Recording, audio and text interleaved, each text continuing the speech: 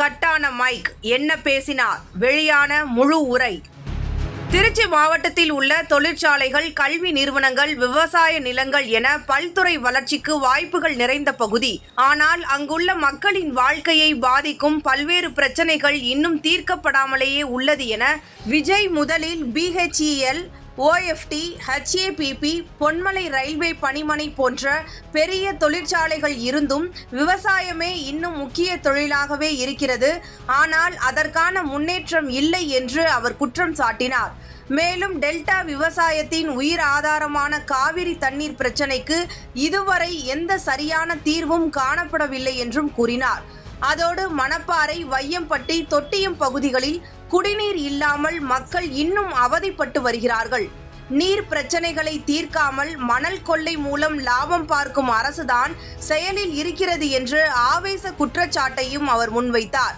சிறுகனூர் பகுதியில் கழிவுநீர் கலப்பு காரணமாக நிலத்தடி நீர் மாசடைந்துள்ளதை பற்றியும் கவலை தெரிவித்தார். ஸ்ரீரங்கம் மல்லிகைப்பூ விவசாயிகளின் பெர்ஃப்யூம் ஃபேக்டரி கோரிக்கை இன்னும் நிறைவேறவில்லை என்பதும் அவர் குறிப்பிட்ட முக்கியமான பிரச்சனையாக உள்ளது. அடுத்ததாக திருச்சி நகர மக்களின் அன்றாட வாழ்க்கையை பாதிக்கும் பிரச்சனைகள் பற்றி விஜய் சுட்டிக்காட்டினார். திருச்சி முழுவதும் டிராபிக் ஜாம் பிரச்சனைக்கு எந்த நிரந்தர தீர்வும் இல்லை. மேரிஸ் ரயில்வே மேம்பாலம் இன்னும் முடியாமல் சிக்கி தள்ளி வருகிறது. பாலக்கரை பாதாள சாக்கடை வேலை நிறைவு தெரியவில்லை.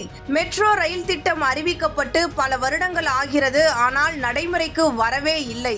சமுத்திரம் மெயின் ரோடு அமைப்போம் என்று சொன்ன அரசு எந்த நடவடிக்கையும் எடுக்கவில்லை. அதேபோல் IT பார்க் திட்டம் வாக்குறுதியாகவே உள்ளது, எந்த முன்னேற்றமும் இல்லை. புத்தூர் முதல் ரயில்வே வரை சாலை விரிவாக்கம் இன்னும் முடியவில்லை. மணச்சநல்லூர் பேருந்து நிலையம் சட்டமன்ற தொகுதியான பிறகும் கட்டப்படவில்லை. மருத்துவத்துறையிலும் விஜய் தனது அதிருப்தியை வெளிப்படுத்தினார். திருச்சி அரசு மருத்துவமனையே மக்கள் அதிகம் சார்ந்திருப்பதாக இருந்தாலும் அதன் வசதிகள் போதுமானதான அளவில் மேம்படுத்தப்படவில்லை.